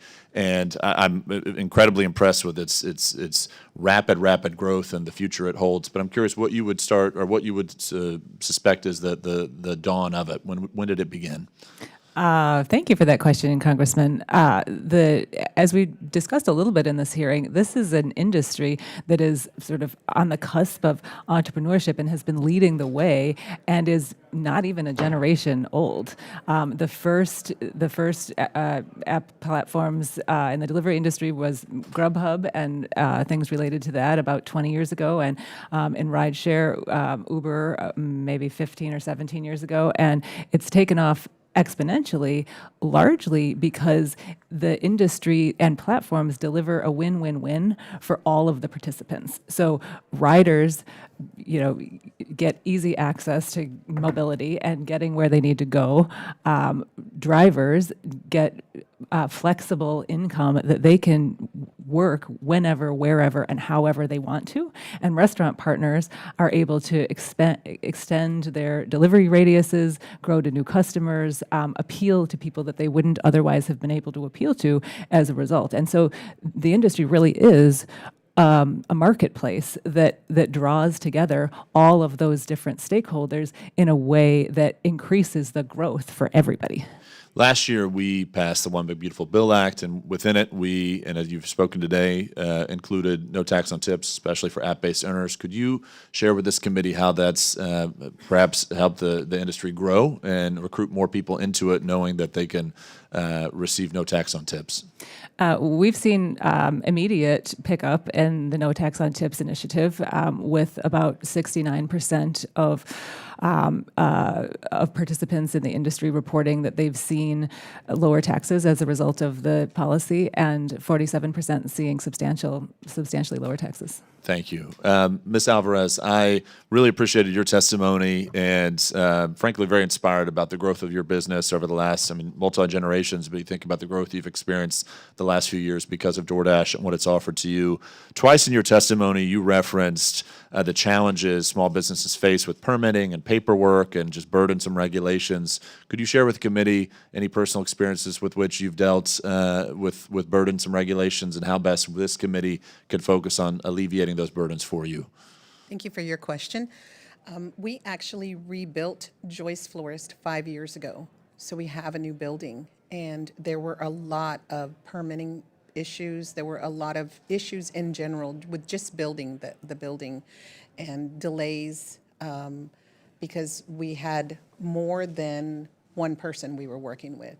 That we worked with several different people within our city. And so it would be wonderful to have just one person that we dealt with that would know everything about the entire process. At one point, we waited 6 weeks for one meeting just to have our building moved forward closer to the street, which it was not before. And so just meeting after meeting and just different barriers that we had. So it would be great to have one point of contact person that we could kind of work with throughout to have the same information instead of different people with different information. Thank you very much. Thank you. And if I can just ask you too, with respect to DoorDash, what led you to DoorDash? Was it just the business model they offered, or were there other applications you were interested in? Well, when we were first approached about it, we were surprised that they were going to allow us to sell flowers. We were super excited to have a different avenue. And then we were also excited that the fees were minimal compared to wire services. And so we decided to take the chance, and we absolutely love it. Taking a risk, it pays off. That's what's so inspiring about small business and entrepreneurship. So applaud each and every one of you for your testimony, and thanks to the Carrollton students for winning our app challenge. I'll introduce you to you all after this hearing, and I yield back to our chairman. The gentleman yields back. I now recognize Ms. Goodlander from the great state of New Hampshire for 5 minutes. Thank you, Mr. Chairman, and thank you to our witnesses for being here today for this really important hearing. Before I got to Congress, I worked in the antitrust division at the Justice Department, so I spent my days thinking about corporate monopolies and the impact of monopolies across our economy on hardworking people and on small businesses. Ms. Thurnher, I wanted to pick up on your very powerful written testimony, where you really point out what we're dealing with here when we think about the market for just the role that these big corporations are playing in your lived experience and in the important work you're doing to maintain a small business. The three dominant American delivery platforms, or US-based, I should say, DoorDash, just the profits are pretty eye-popping. In the last 5 years, you point out, we've seen a 5-fold increase in corporate profits from DoorDash, Uber Eats, and Grubhub. Meanwhile, as you point out, independent restaurants have seen, first of all, we've lost almost more than 9,500 small independent restaurants in this country, and we're seeing razor-thin and often negative margins. Ms. Thurnher, I wanted to ask you if you could speak to the impact of consolidation in this market on the work that you're trying to do and your small business. Yes, thank you for the opportunity to share. This is a common problem happening across industry, so it's really affecting us in our power to negotiate. A free market is a free market when you have multiple players. This feels like a duopoly, similar to what's happening with the Cisco and US Foods of the world. We have less and less choices of who can provide us services, which they tend to give deals to larger chains, to people who have more buying power. And while I understand that behooves them, we are the soul of America's cities. Entrepreneurship is the heartbeat of America. And if we only want to be left with corporations, then we can just choose to turn our head the other way. Otherwise, I think that we need some regulation, because this is definitely not a fair market, in my opinion. So less choice, higher prices. You point out in your testimony that all three of these massive platforms operate without any federal cap on commission fees, with no requirement to share customer data with restaurant partners like you, and no mandate for pricing transparency, either to the restaurants or to the consumers. Can you just speak to the impact that commission fees and uncapped commission fees have had on your ability to keep the lights on at your restaurants? It's definitely changed many things since, as I stated previously, pre-COVID, it was a very small percentage of our business, and we viewed it as marketing. And so as long as it wasn't a total loss, we were gaining exposure to customers, which I think is a benefit of this market. They do have the customer attention. I do think the issue now is that our costs on everything are much higher. And if we don't increase our prices to absorb the percentage, then we will not be able to either offer that service, which we would lose a lot of market share. A lot of new people who move to our area find us on apps because that's their first exposure when they're moving in and unpacking. They don't want to cook, or they can't, their kitchen isn't ready, so they're ordering delivery. COVID really put us in a position where that was all of our business, and then it really got all of the customers into this pattern. I think that you can see in that delivery growth that we just talked about, their sales are growing while our margins are shrinking and our businesses are closing. Ms. Sharp, I wanted to pick up on just the sky high and rising costs of gas right now, and how your member companies are thinking about the basic question of whether you're going to adjust your pricing algorithms to account for rising gas prices into the compensation that you offer for rideshare and delivery drivers. Thank you, Congresswoman. This is an emerging issue, and it has. It's a little early to have full statistical analysis on sort of. Oh, I'm not asking for that. Just as a general matter, do your member companies commit to actually adjusting pricing algorithms to account for sky-high gas prices? Our member companies already have relief programs that work with drivers to partner with gas companies in order to provide deals and discounts and things like that. Well, I see my time is up. Thank you to our witnesses. I'll be following up with questions for the record and hope we can get your commitment to ensure that your drivers are paid fairly. Thank you, Mr. Chairman. Then a lady yields back. I would now like to thank our witnesses for their testimony and for appearing before us today. Without objection, members have 5 legislative days to submit additional materials and written questions for the witnesses to the chair, which will be forwarded to the witnesses. I ask the witnesses to please respond promptly. If there's no further business, without objection, the committee is now adjourned. Thank you.